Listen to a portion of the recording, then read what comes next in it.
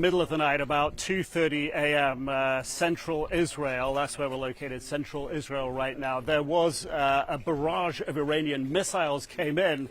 One of them, we saw a lot being intercepted, but as I looked to the horizon in this direction last night, I could see a huge flash, and now we can see below us the destruction. I mean, just looking at the ground here behind me, you're seeing kids' toys.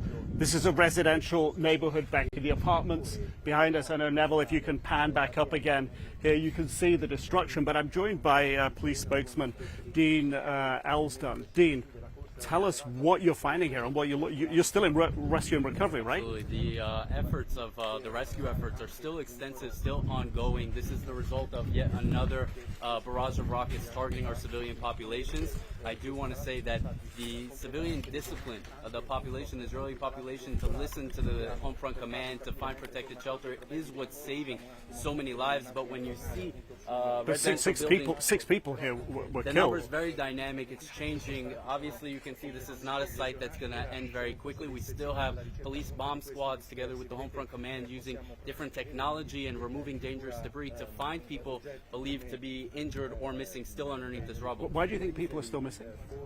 I believe, as you can see, that it's clear to see that they might be possibly underneath this rubble. Maybe the communication was lost between their loved ones. They haven't been able to make contact.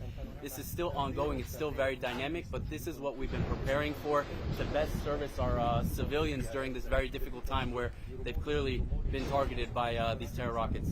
It appears that the government doesn't expect this to end anytime soon. There are no schools today, no plans, it appears, for children to go back to schools.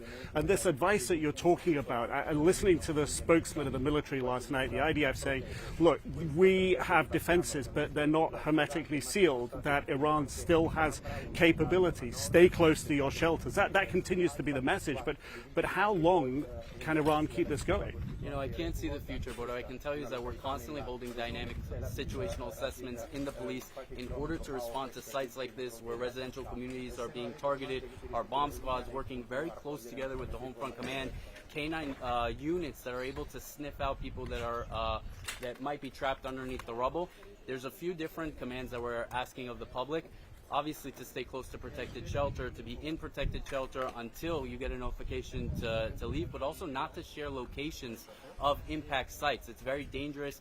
The Iranian regime is obviously using this to continue their targeting of the civilian population, and so we ask to continuously listen to these instructions. And the fact that this neighborhood has been hit, there are air defenses around the country.